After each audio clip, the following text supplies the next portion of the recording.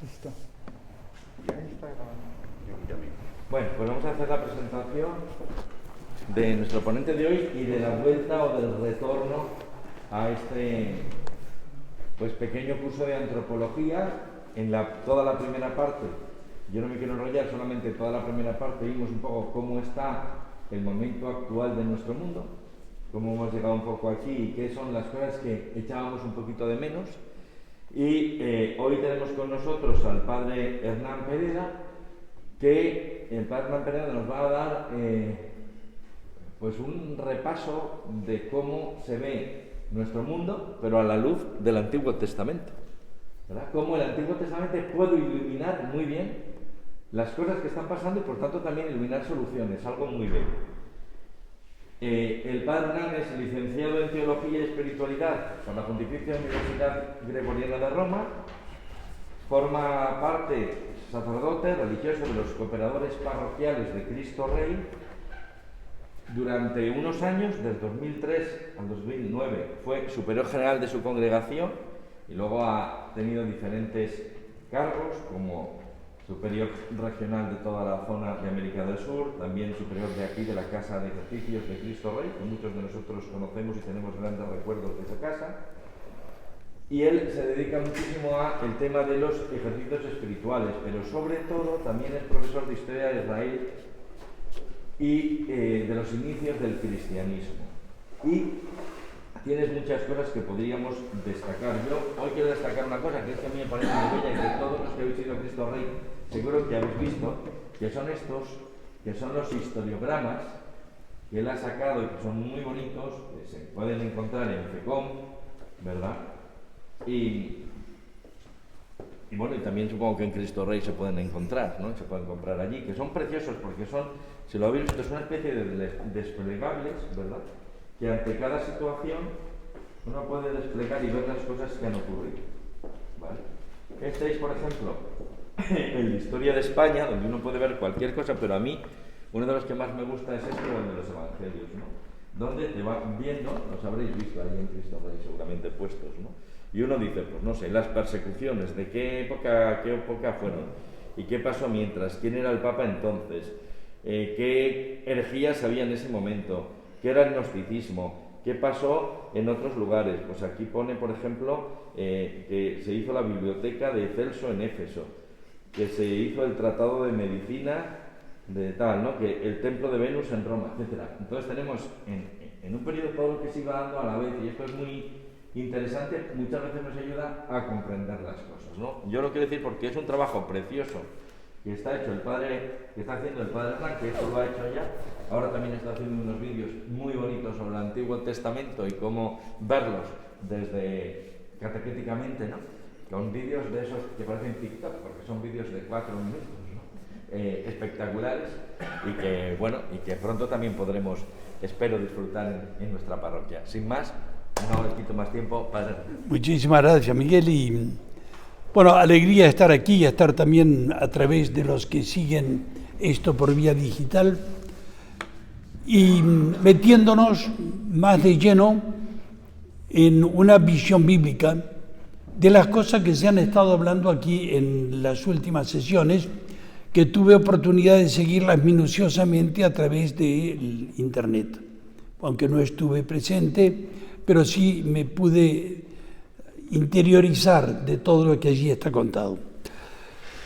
Y quisiera ante todo felicitar a la parroquia por el hecho de hacer una cosa de este tipo y también la conexión que se puede dar a través de los medios. Y a ese propósito, pues, decir que, escuchando aquello, yo me decía, pero nos estamos preguntando a través de la situación en que estamos, ¿dónde vamos a parar? Y nos asusta la pregunta. Pero simultáneamente me digo, pero no solamente de dónde vamos, sino también de dónde venimos. Y esto es muy importante. Bueno, se ha dicho que iba a hablar algo también sobre la visión bíblica, no solamente el Antiguo Testamento, aun cuando ese aspecto, por ser el menos conocido, puede interesar especialmente, pero yo quisiera en particular hacer ver aquello que dice el dicho y que está al mismo tiempo en el libro del Eclesiastés: no hay nada nuevo bajo el sol. Y sobre todo cuando se trata de aquellas cosas que nos asustan a nivel antropológico, a nivel de la realidad de la humanidad. ¿De dónde venimos? ¿Qué ha pasado? ¿Qué ha pasado en la historia? A nosotros nos puede parecer que hay cosas que son cosas novedosas, que nunca habían ocurrido. Y de pronto nos enteramos de que hay cosas que han ocurrido y cómo. Y así es como, haciendo un vistazo muy rápido, porque no hay tiempo como para verlo todo, quisiera señalar algunos puntos clave ya en el Antiguo Testamento, en donde el tema antropológico surge con una gran fuerza. Hay que decir ante todo que el inicio del Antiguo Testamento comienza con Abraham. Pero Abraham es una familia de beduinos que terminan todos aparentemente bien, pero en realidad muy mal, terminan esclavos en Egipto. Y en Egipto estarán siglos, donde una familia se transformará en un pueblo. Y en ese pueblo es donde se va dando un fenómeno del desarrollo de este grupo familiar con capacidades y cualidades increíbles, que es el mundo que después se llamará el mundo judío, por el momento el mundo hebreo y después con los patriarcas también Israel. Nos encontramos con gente que llega siempre a medrar de una forma extraordinaria, a tal punto que al poco de llegar a Egipto, uno de ellos, José, se transforma en el primero después del faraón. Y pasan los siglos y esta gran familia hace temblar a los mismos egipcios, diciendo: van a terminar ellos para avasallarnos, hay que eliminarlos. Estas persecuciones hebreas son persecuciones muy difíciles, complicadas, muy cercanas a su propia historia. Y entonces llega el momento grandioso, que es la clave central de todo el Antiguo Testamento, que se llama el Éxodo, es decir, la salida de la esclavitud de Egipto, con un personaje capital que es Moisés. Moisés es en el Antiguo Testamento el incomparable. No hay nadie como Moisés. Si alguien se pregunta quién es el personaje número 1 del Antiguo Testamento, algunos dirían, es evidente, Abraham, ¿verdad? No, es Moisés. Más aún, Moisés no tendrá sino un solo ejemplo más grande que él, que será el mismo Jesucristo. Pero ¿qué pasa con Moisés y por qué nos interesa desde el punto de vista antropológico? Porque con Moisés se dará nada menos que las tablas de la ley, el decálogo, la Torá, que es algo así como el estatuto del funcionamiento de la familia, no de cualquier familia, de toda familia humana. El decálogo fue escrito hace hoy 3.200 años. Y la actualidad, la perpetuidad, la importancia del decálogo, aunque despreciado por muchos hoy en día, es realmente palpitante e impresionante.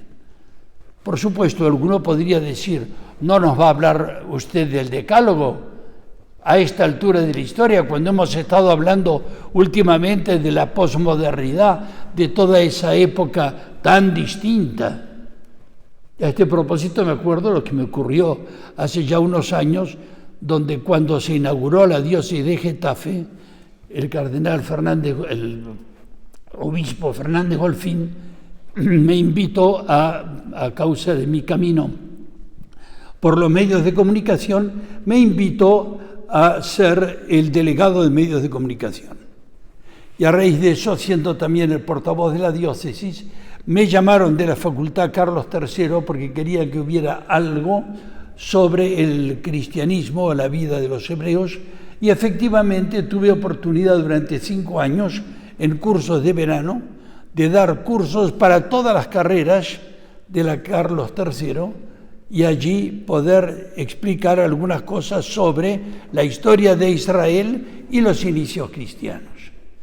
Y recuerdo siempre que había allí algunos 120 jóvenes, ya la sala estaba llena, y se me acerca un joven mirándome como un poco extrañado.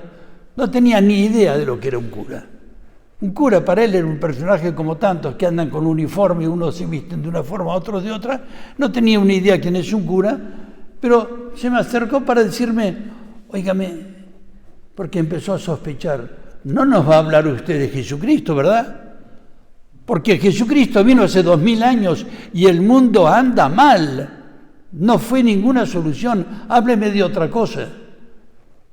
Interesante.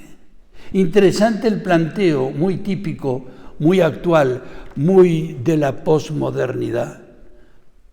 Y lo relaciono esto con lo que os acabo de decir del tema del decálogo. El decálogo también parece algo obsoleto. Y sin embargo aquí venimos a decir que es algo importante. Entre nuestros disertantes de los principios hubo uno de ellos, Juan, que decía evidentemente nosotros en la antropología no podemos no tener en cuenta a Jesucristo simplemente porque no hay otra antropología. Claro, esto lo decimos así, pero hace falta explicarlo y afirmarlo. Y por lo tanto, seguir un poco el camino de lo que pasó con el mundo hebreo a través de ese decálogo, de ese estatuto, de ese, a mí me gusta llamarlo el manual de instrucciones de la vida humana, profundamente antropológico en sí mismo, como es el decálogo, y decir que allí es donde ellos pudieron empezar a vivir su vida hacia la conquista de la tierra prometida, y nos encontraremos con que no eran como los demás. ¿Cómo eran los demás? ¿Cómo eran los esclavos de Egipto? Porque ellos no eran los únicos esclavos. ¿Cómo era la gente, la población del mundo en aquel entonces? Pues digámoslo simplemente, era gente que vivía sin ley. Y gente que vive sin ley no puede sobrevivir, al menos de una forma conforme a lo que diríamos un planteo antropológico. De ahí la importancia inmensa que tiene el decálogo, y aun cuando nosotros podamos dejarlo o soslayarlo, dejarlo de lado, sin embargo, la importancia del decálogo sigue siendo palpitante y de una importancia fundamental. Una pregunta, ¿sabéis vosotros qué distancia hay desde Egipto hasta la tierra prometida? Que es el destino de los esclavos liberados por Moisés, y que además sabemos que duró 40 años ese camino. Pues la distancia, señores, es brevísima, es menos que de aquí a Barcelona. Y alguien diría, pero para eso tardaron 40 años, ¿pero qué han hecho? ¿Cómo han podido hacer? Pues lo que han hecho es en el camino detenerse en algunos momentos importantes, sobre todo y muy especialmente al pie del monte Sinaí, que es el lugar donde se dio la alianza del monte Sinaí, que es precisamente cuando Dios dio a su pueblo el decálogo, eso que llamábamos el manual de instrucciones de la vida humana, tan necesario para poder sobrevivir y llegar a la tierra prometida.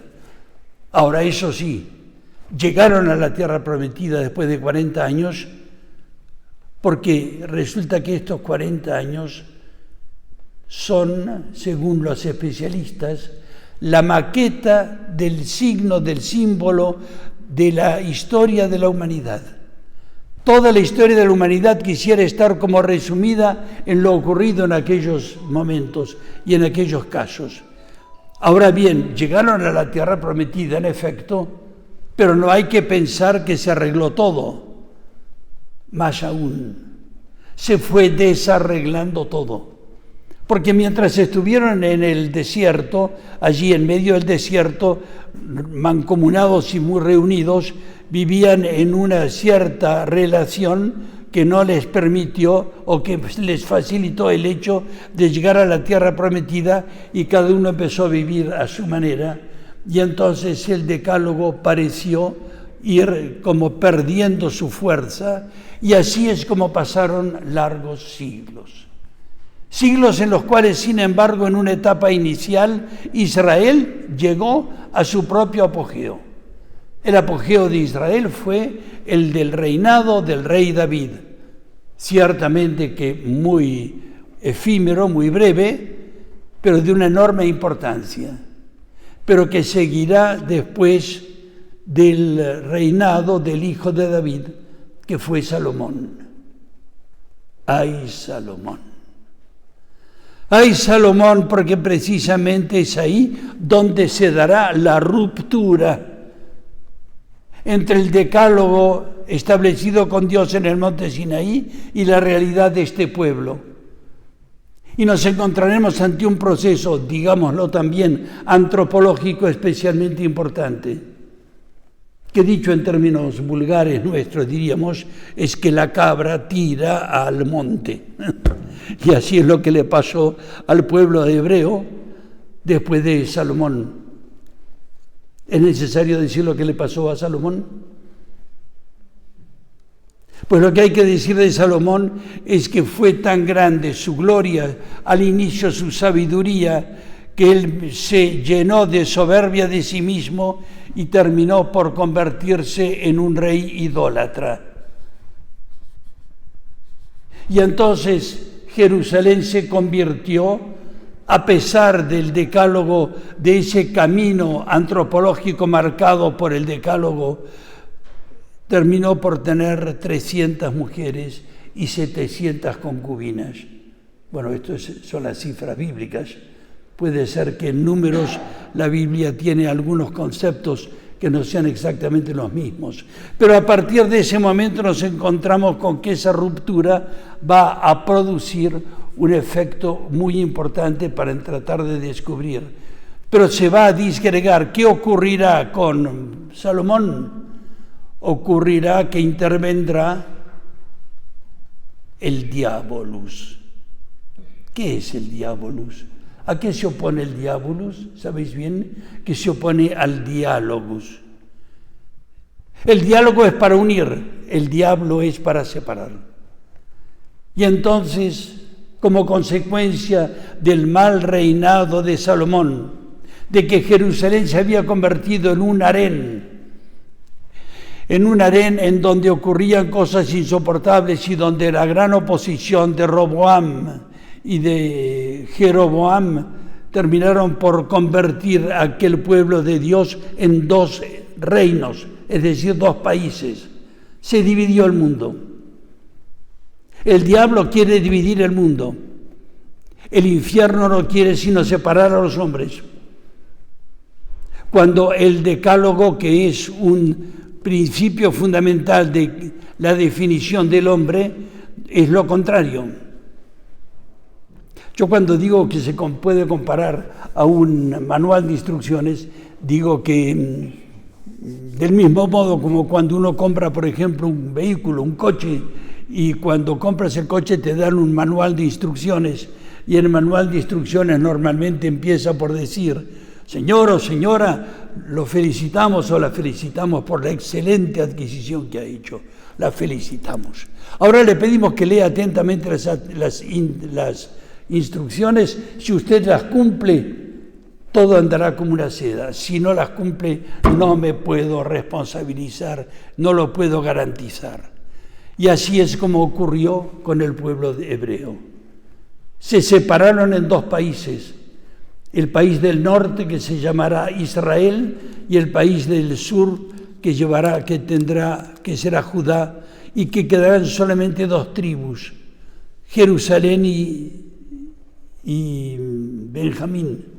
En cambio, 10 tribus de las 12 se fueron al norte, diciendo: Jerusalén se ha convertido en un prostíbulo.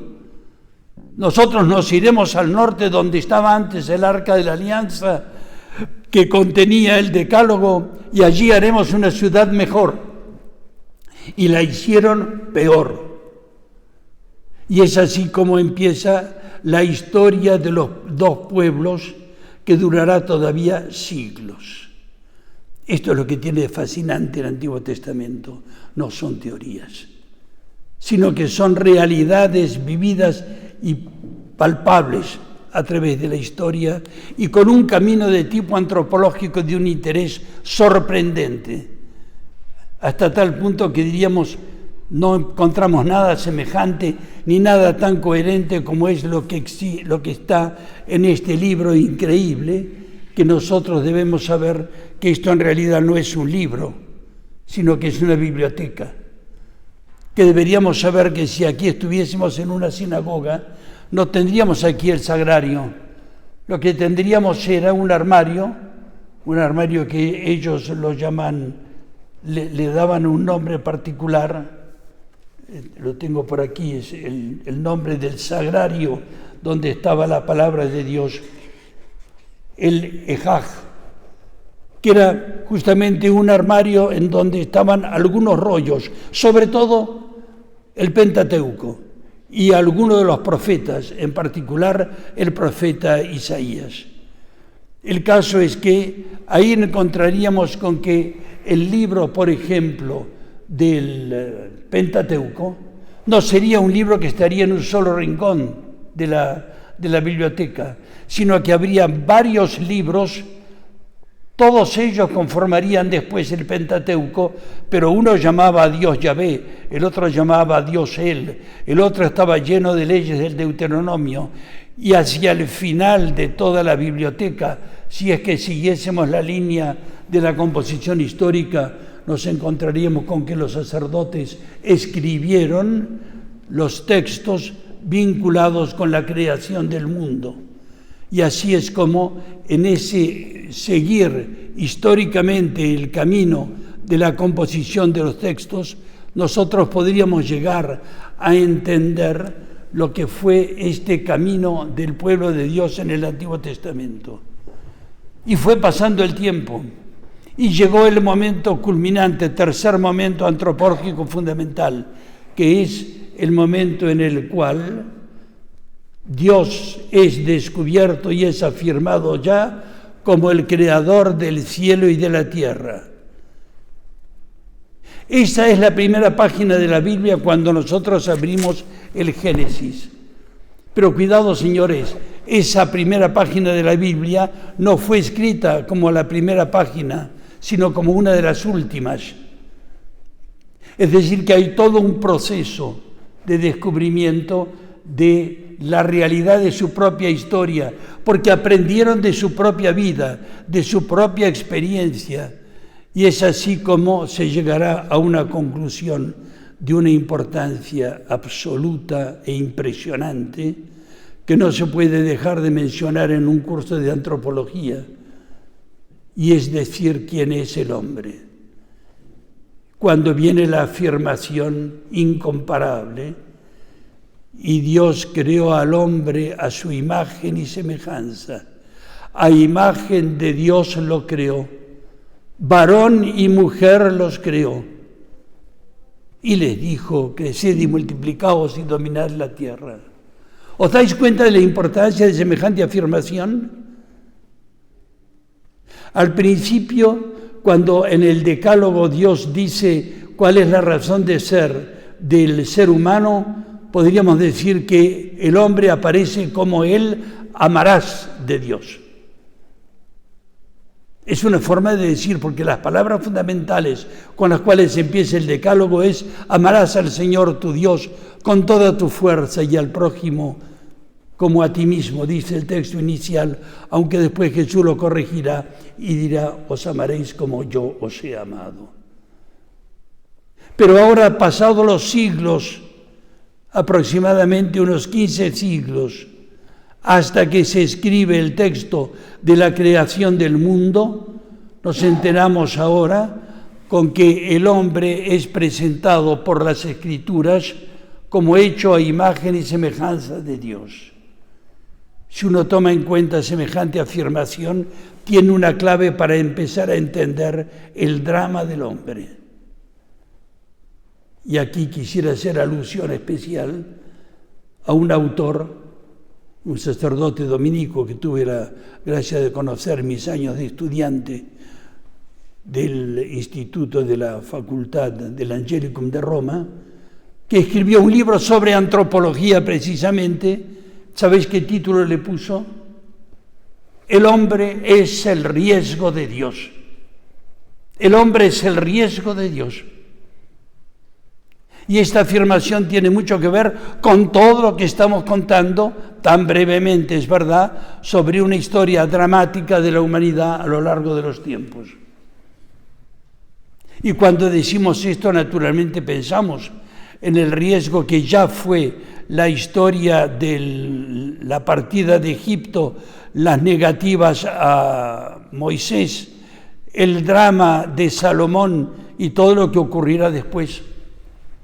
Y a este propósito, entonces, es muy útil aquí para entender mejor el problema de lo que ocurre con el Decálogo y el no cumplimiento de una parte del pueblo de Dios del Decálogo, entender el tema famoso del monoteísmo de Israel. Porque sabéis que el pueblo de Dios, el pueblo hebreo, se caracteriza entre todos los pueblos antiguos por ser el pueblo monoteísta por excelencia. Ahora bien, cuando nosotros decimos el monoteísmo, ¿qué queremos decir? Queremos afirmar de que el pueblo hebreo adoraba exclusivamente al Dios que se había revelado primero a Abraham y que después en Moisés le había dicho su nombre, Yahvé, yo soy el que soy. Ahora bien, pasado el tiempo, cuando llegan estas horas, hay que decir una cosa que también es muy importante. Los hebreos solamente adoraban al Dios verdadero, pero no negaban la existencia de otros dioses, de otros pueblos. Y esto no siempre está claro, aunque nos encontramos en la Biblia páginas y páginas del problema de Israel que se siente atraído por los otros dioses, los de los otros pueblos. ¿Y qué significa esto? Es que ellos consideraban de que ellos eran descendientes del Dios que los había creado en Abraham y que a él seguían. Y que es él el que les había dado el decálogo. Pero había otros pueblos que tenían otros dioses y digámoslo, y esos otros dioses les resultaban muy atractivos. Porque el decálogo es una ley en donde hay algunas cuestiones que son especialmente delicadas. Por ejemplo, cuando se habla, como no se hablaba nunca, que el matrimonio es monogámico. Cuando se habla de que no cometerás el adulterio, ¿qué es eso? ¿Dónde se ha visto? Los otros pueblos no creen en el adulterio, por lo tanto no está mal acercarse un poco a eso, ¿no? A ver qué tal. Y así es como nos encontraremos con que este fenómeno se irá multiplicando y será haciendo cada vez más grave, porque a través del mismo hecho llegaremos al tiempo de Jesús. No sé si os acordáis del pasaje en el Evangelio en donde Jesús dice: porque si un hombre casado se casa con una mujer casada, comete adulterio. Y si una mujer casada se casa con un hombre casado, comete adulterio. Y a renglón seguido dice: cuando volvieron a casa, los apóstoles estaban espantados y le dijeron a Jesús: oye, que si es así, más vale no casarse, ¿eh? Porque ¿quién es capaz de aquí de conservar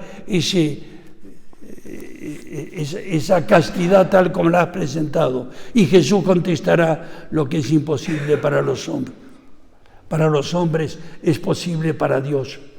Y aquí las cosas empiezan a complicarse cada vez más. ¿Por qué? Porque la atracción hacia los otros dioses se hace cada vez más fuerte y problemática. Yo no quisiera alargarme, pero hay una pequeña historia que quisiera contaros, que es la historia del profeta Oseas. ¿Sabéis quién era Oseas? Oseas era un buen israelita que, como buen israelita, pues creía mucho en el único Dios.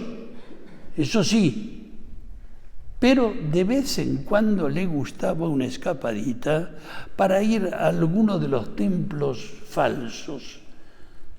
Conocemos 3 templos en particular. Uno es el templo llamado Garizim, al pie del cual Jesús habló con una samaritana. El otro está en Megiddo, al pie del Monte Carmelo, donde se hacían los sacrificios a los niños. Y el tercero era la Gehenna, que era un torrente junto a Jerusalén, que no era un altozano como eran los otros, sino era una especie de cavidad donde pasaba un torrente, y que David, sabiendo que había sido una época de terrible corrupción, lo transformó en el muladar, y en tiempo de Cristo era todavía un muladar. Pero Jesús habla de él como allí donde va a parar aquel que termina mal. Porque es la historia de los que terminaron mal. ¿Y qué le pasó al buen Oseas? Le pasó a Oseas una cosa de lo más interesante. Y es que se enamoró perdidamente. Bueno, perdón por las cosas que voy a hablar. Yo casi pondría aquí un cartel que diga: tenemos cerrada la puerta, Señor, perdón. Si alguna de las cosas que van a seguir puede molestar la sensibilidad de alguno, retírese. Porque ¿qué le pasó a Oseas? A Oseas se enamoró perdidamente de una prostituta sagrada. Cuidado con las 2 palabras.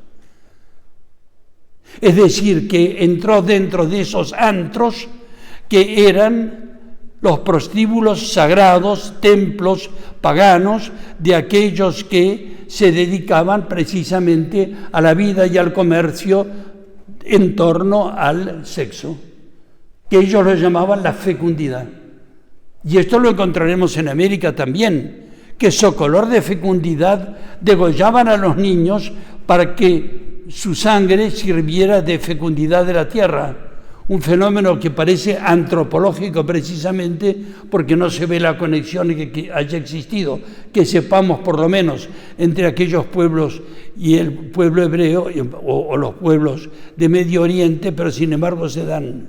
¿Y qué le pasó a Oseas entonces? Entonces Oseas, cuando conoció a esta mujer, que se enamoró perdidamente de ella y quiso de todas formas posibles sacarla de semejante lugar, de semejante antro, como decíamos, empezó a decirle: yo te sacaré de aquí, yo te llevaré al desierto y yo allí te hablaré al corazón y te seduciré para que sepas que yo te amo de verdad. No es como los otros amantes que te mienten cuando dicen que te quieren. Y lo logró efectivamente, logró que esta mujer le hiciera caso y lo siguiera y lo llevó a su tienda en el desierto, y allí empezó a tratar de seducirla. Y pasó lo que tenía que pasar.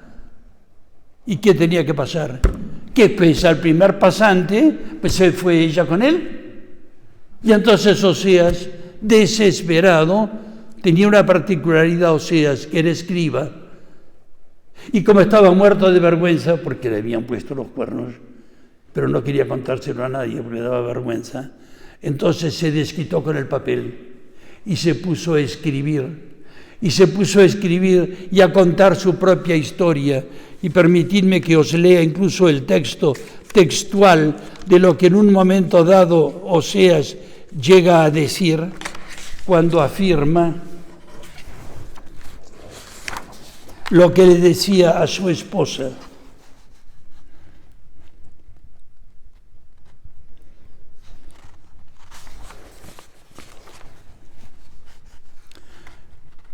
Voy a seducirla y la llevaré al desierto y le hablaré al corazón.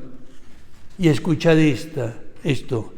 Y ella responderá como en los días de su juventud, como el día en que la saqué de Egipto. ¿Y esto qué es? ¿Qué tiene que ver esta prostituta sagrada? Y ahora está hablando el texto de Oseas, está hablando un texto de que cuando yo la saqué de Egipto, ¿Y de qué se trata entonces? De una historia de amor, sí, y al mismo tiempo dramática. Es decir, que Oseas deja de ser un simple fiel para convertirse en un profeta que habla en nombre de Dios. ¿Os dais cuenta del horror y de la belleza de lo que se está contando aquí? Es decir, que entonces el profeta se transforma en aquel que está hablando en nombre del Señor, y aquí empieza con Oseas toda la literatura de Dios que ama a su pueblo, como un esposo ama a su esposa prostituta. Y aquí es donde nosotros nos encontraremos con que todo esto seguirá todavía después, hasta los momentos mismos, los momentos de la historia del pueblo de Dios, en donde en el Cantar de los Cantares, este amor de Dios por su pueblo como un esposo a su esposa se manifestará claramente, y hasta que el mismo Jesús aparecerá en el Nuevo Testamento como el esposa de su esposa, que es prostituta.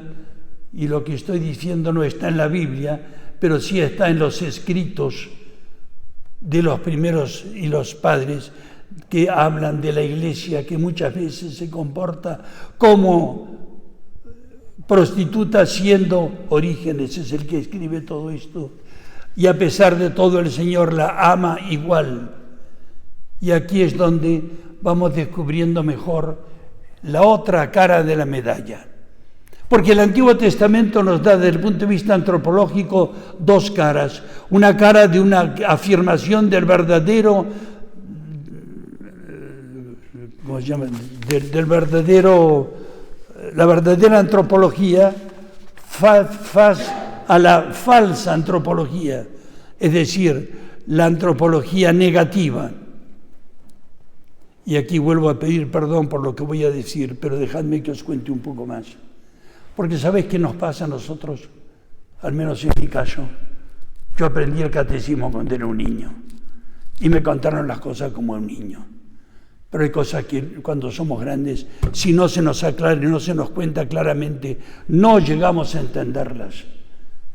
¿Por qué? Porque es evidente que aquí había una realidad dramática. Los otros pueblos tenían, decían ellos, dioses que eran mucho más atractivos, mucho más divertidos, por así decir, que frente al decálogo les parecía que era demasiado austero el decálogo, y entonces corrían, y aunque eran las escapadas, se encontraron con que muchísimas veces se prostituyeron ellos mismos, como lo vemos en algunas escenas, como es la famosa escena del profeta Elías que desafía a los sacerdotes de los Baales que adoraban otros dioses. Y digo bien los sacerdotes, Baales. ¿Puedo seguir contando algunas cosas más de lo que pasaba? ¿Sabéis quiénes eran los sacerdotes paganos? Los sacerdotes paganos eran aquellos que llevaban adelante las llamadas orgías sagradas. Y una de sus funciones, perdón por lo que voy a decir, pero hay que decirlo, una de las funciones principales de los sacerdotes paganos era deflorar las vírgenes de un pueblo, de todo pueblo. Es decir, que los padres se sentían honrados cuando tenían una hija virgen y llegaba a la edad de los amores, de llevarla a los templos para que el sacerdote la deflorara. Y si llegaba a tener un hijo, según que fuera varón, lo dedicaban al sacerdocio. Si era muy bueno y físicamente bueno, si no, lo degollaban. Y si era mujer, dedicada a la prostitución sagrada. Y si no, se lo devolvían a su padre. Tenemos con todas las letras una historia de un tal Jefté, uno de los jueces que siguió a Moisés, en donde se dice que había hecho una promesa a Dios que si ganaba una batalla le ofrecería en holocausto a la primera persona que saliese de su casa para honrarlo y para felicitarlo, y cuando volvió a su casa vio con horror que quien saludó, salió a recibirlo, fue su hija. Y él dijo: ay, Dios mío, ¿sabes lo que he hecho? Lo que he hecho es que has cometido un gran error, porque tendré que cumplir con la promesa que he hecho, la promesa de que tengo que sacrificarte. Y este padre no había permitido que un sacerdote la deflorara, pero en consecuencia la chica le dijo: te pido que me permitas ir a llorar durante 2 meses en los montes el morir virgen. Ay, Dios mío, pero ¿qué mentalidad es esta? ¿En qué mundo estamos? Estoy pensando en algunas cosas que empezábamos a decir el otro día aquí, cuando veíamos la sociedad en la cual vivimos, en donde hay todo tipo de realidades, en donde decimos: Dios mío, ¿dónde ha llegado el mundo? Y yo digo: ¿de dónde viene el mundo? Que es otra forma, y que creo que es el aporte que nuestra antropología bíblica puede acercarnos y darnos a conocer, a fin de descubrir mejor todo el alcance que tiene el descubrir realmente los caminos de Dios y las exigencias de una visión clara y apropiada de todo lo que ocurre. Y todavía sobre esto podríamos llegar a citar algunas cosas más. Ante todo, la afirmación de que Dios creó al hombre a su imagen y semejanza, varón y mujer lo creó. No hay otra alternativa, varón y mujer. Pienso que os resuena un poco esto frente a lo que estamos viviendo, ¿verdad? Y si queremos buscar ese tipo de actitudes de no darle importancia a los sexos, pues podríamos irnos nosotros a algunos otros casos, como fue el caso de lo que ocurrió en Sodoma y Gomorra, que si conocéis un poco el caso, los ángeles que visitaron a Dios quisieron ser violados por los habitantes de Sodoma, y se trataba nada menos que Dios. Unos textos que uno se agarra a la cabeza y dice: pero ¿cómo vamos a contar a los niños estas cosas? Pero llega un día, llega un momento dado, y llega un instante de la historia, llega un tocar fondo del mundo, en donde debemos saber que no hay nada nuevo bajo el sol. Que si nosotros nos espantamos y nos asustamos por las cosas que vemos que ocurren, no nos asustemos, porque de allí fue capaz de salir un pueblo, porque Dios tiene caminos insondables para ir manifestando a su tiempo, a su momento y de la manera como Él es capaz de hacer, para irnos descubriendo que hay algunas salidas que nosotros no sabemos cómo serán. El Papa Benedicto tiene unas afirmaciones que a mí me gusta recordar, cuando dice: sabemos que el mundo está salvado, pero ¿por qué vericuetos? Dice Benedicto XVI, ¿por qué vericuetos Dios va a salvar el mundo? Todavía no lo entendemos. Porque cuando llegamos a situación, vuelvo a hablar de la posmodernidad, sobre la cual se abundó abundantemente aquí, en los momentos anteriores, en las charlas anteriores, pero que ahora conectamos para hacer ver la iluminación que nos puede venir de algunos conocimientos bíblicos que aquí apenas estoy insinuando, porque todo lo que se podría decir escapa a lo que el tiempo nos da, e incluso podría llegar a asustarnos en nuestra propia visión. Queda un momentito todavía, ¿verdad? Y permitidme entonces ahora decir una cosa más todavía. Hay otro paso fundamental que se va a dar en la antropología a partir del nuevo tiempo, que es el Nuevo Testamento. En el Nuevo Testamento ocurrirá una cosa muy clara, y es que es el momento en el cual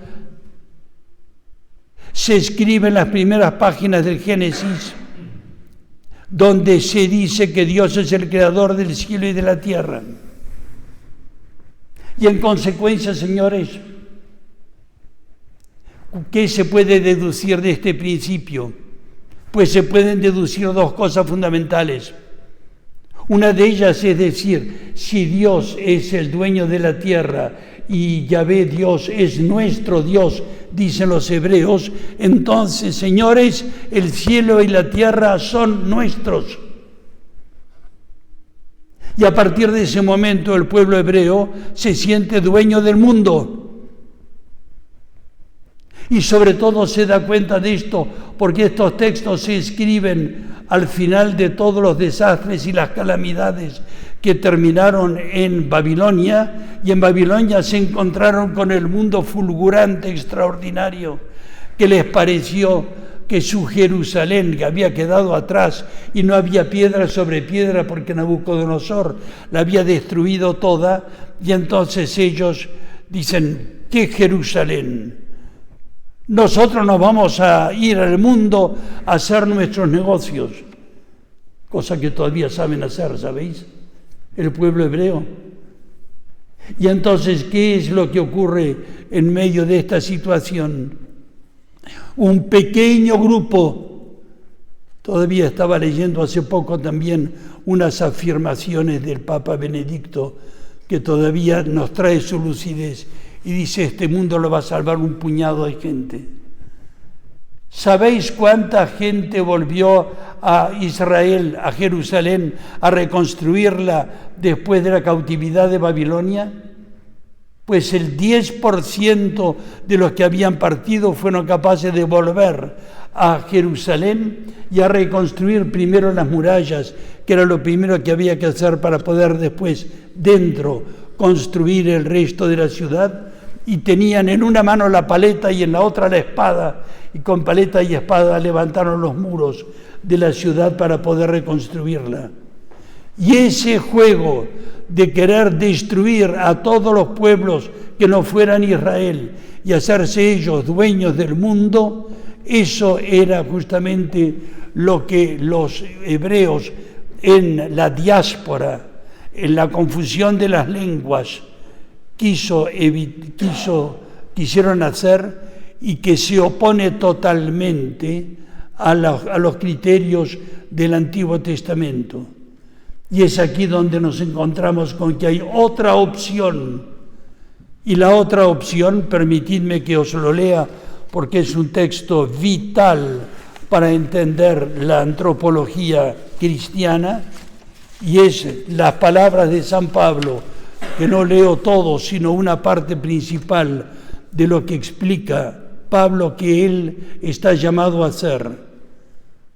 Yo, Pablo, prisionero de Cristo, la carta a los Efesios está escrito en la prisión, y es lo que le dio a Pablo la posibilidad de pensar ciertas cosas que en sus carreras apostólicas no había podido pensar. Prisionero de Cristo por vosotros, los gentiles, si es que conocéis la misión de la gracia que Dios me concedió en provecho vuestro, como me fue comunicado por una revelación, el conocimiento del misterio que acabo de exponeros, porque lo había escrito ya a los romanos.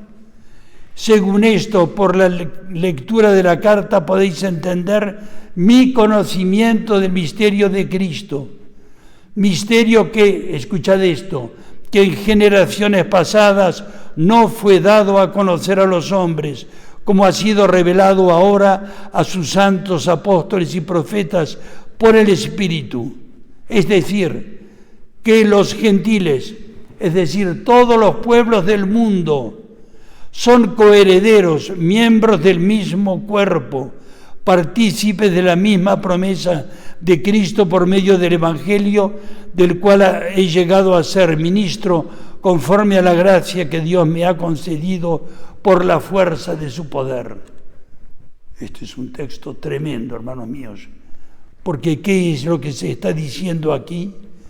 Que esto mismo, a mí, el menor de todos los santos, me fue concedida esta gracia, la de anunciar a los gentiles la insondable, como se ha dispensado, del misterio escondido durante siglos en Dios, creador del universo. Es decir, que Pablo está afirmando aquí, y como digo, no es el mismo texto. En la carta a los romanos lo dice, en la misma carta a los efesios habla de los 2 muros que Dios derribó para unir a todos los hombres del mundo. Viene a decirnos entonces, señores, y es la gran noticia del Nuevo Testamento, que todos los pueblos del mundo son un solo pueblo. Toda la humanidad tiene un único destino y un destino común. Y que ese destino común es aquel por el cual el Dios de Israel es el Dios de todos, el único. No hay otro Dios, que todos los otros dioses no existen, contrariamente a lo que pensaron los antiguos, y así es como en este camino estamos. La antropología que nosotros estamos empezando a vivir nos pone hacia el camino de lo que significa para nosotros llegar a comprender que la humanidad toda entera está llamada a unirse. Y es aquí donde vemos que el infierno se ha desencadenado en la lucha por dividir la humanidad. Y estoy hablando no en tiempos de Antiguo Testamento, sino en tiempos actuales. En este momento el diablo está queriendo dividir la humanidad, queriendo hacer. Esto significa que me pasé el tiempo, perdón. Y que de esta misma manera entonces entendemos que todos los pueblos están unidos a hacer una sola cosa. Pero repito la palabra del Papa Benedicto: ¿por qué vericuetos Dios va a lograr esto? No lo sabemos, pero sí sabemos que estamos en un camino de una esperanza extraordinaria, que no nos imaginamos cómo, pero Dios terminará por vencer. O como diría la Virgen de Fátima, mi corazón inmaculado terminará por triunfar. Y así vamos entendiendo que la relación que se va dando entre la visión cristiana del evangelio, de la antropología, nos permite entender muchas cosas que no se entendían en los tiempos antiguos y que nosotros mismos no sabemos cómo terminará por realizarlo Dios, pero sí que lo logrará. Una pequeña referencia importante en el Evangelio. Cuando Jesús decía cosas que los suyos no entendían, que les decía: os diré cosas mayores y veréis cosas mayores. La cuestión es que un día en una sinagoga Jesús se puso a decir: hay que comer mi cuerpo y beber mi sangre. Y la gente estaba espantada ante semejante afirmación. Y entonces, cuando empezó a decir esto, nos encontramos con que dice el Evangelio de San Juan que la gente empezó a irse de la sinagoga. Los judíos murmuraban y decían: este hombre se ha vuelto loco, ¿qué está diciendo? Y yo me lo imagino que Jesús tendría que haber explicado mejor: esperad un momento, no os vayáis, os voy a explicar mejor cómo son las cosas. ¿Sabéis cómo son? Que mi cuerpo es verdadera comida y mi sangre es verdadera bebida.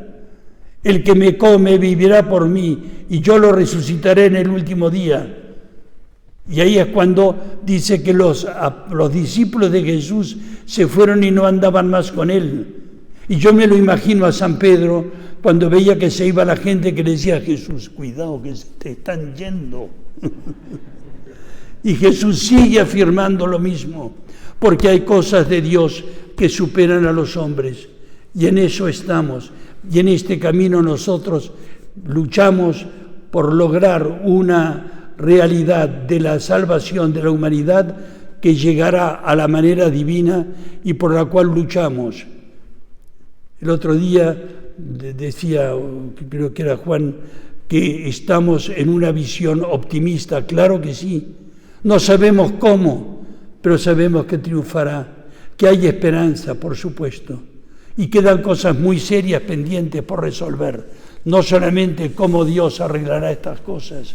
Hay otros misterios que la antropología vive. ¿Dónde situamos a Adán y a Eva en la historia de la antropología? No lo sabemos todavía, quizá lo sabremos en la vida eterna, porque la ciencia no se opone de ninguna manera a la fe, y y el catecismo lo afirma con fuerza, para que sepamos que esto se entenderá en su plenitud y en la belleza y en la gracia de un Dios que ama con locura esta humanidad, pero el hombre que es riesgo de Dios al mismo tiempo pasa a ser la gran esperanza de todos los pueblos, que llegaremos a ser una sola cosa en Dios. Que la Virgen María lo haga verdad. Amén. Perdón por dar.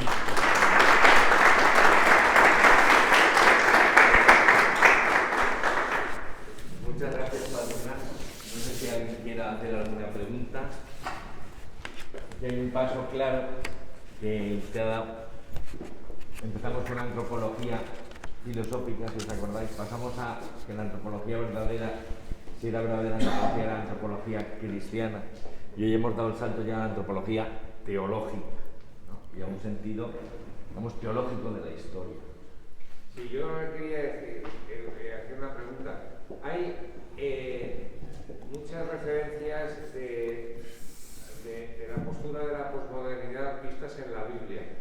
¿Ha encontrado usted alguna, precisamente será en las próximas jornadas, en esa visión de que el hombre no los creó Dios, hombre y mujer, sino los creó él, ella y ellos, ¿no? ¿Ha encontrado referencia bíblica? Oh, absolutamente no. Más aún la afirmación es una afirmación que nos diría un filósofo, no es solamente una afirmación sin más, es una afirmación ontológica. Estamos hablando en términos metafísicos. Cuando Dios hace la definición de que ha creado al hombre a su imagen y semejanza, varón y mujer lo ha creado, ahí es donde entendemos que es el tema innegable, porque va más allá de lo que somos capaces de entender. No tenemos acceso a la metafísica, pero aquí es un tema muy gordo que no puedo extenderme, pero me parece que la pregunta es importantísima. Dejadme contar una cosa con todo. ¿Sabéis qué es lo que se opone a la verdad? Algunos me dirán enseguida la mentira. No, señores, hay algo más grave que la mentira. Lo que se opone a la verdad es el error. ¿Y por qué es más grave el error que la mentira? Porque el que miente por lo menos conoce la verdad. El que yerra no conoce la verdad. Y termino con una pequeña anécdota de una comparación que le oí a uno de nuestros sacerdotes mayores de la comunidad, hoy fallecido, un francés, que le gustaba mucho comer queso. Y tomaba un trozo de queso emmental y nos decía, ¿veis el agujero del queso? Eso es el error. Pero que tiene una particularidad. Un error, el agujero del queso no se puede comer. Para que se pueda comer un poco el agujero del queso, hay que comer un poco de queso alrededor del agujero, porque es lo que da una sensación de verdad de lo que es el vacío total. Y ciertas afirmaciones, creo que decíamos con uno de vosotros el otro día, dentro de 50 años nos diremos, pero ¿de qué hemos estado hablando? ¿Qué hemos estado diciendo? Y va a pasar a ser anecdótico lo que hoy en día afirmamos y sostenemos. Y una cosita más todavía, perdonadme. A mí me da ganas de escribirle a la señora ministra Celá y decirle, señora ministra, quiero agradecerle una cosa. Usted está haciendo mucho mejor que en las escuelas de las orgías sagradas de los antiguos. Allí solamente se enseñaba sexo. Usted por lo menos se está enseñando también a leer y a escribir y a sumar y a restar. Gracias por el servicio, con un poco de sorna y otro poco de ironía. Si alguien quiere hacer algún comentario o pregunta. Pues muchísimas gracias, Palma. Vale. Yo creo que es un tema para ir escuchando y volviendo sobre él tranquilamente. Mil gracias. Y recordad que la próxima semana estaremos otra vez aquí.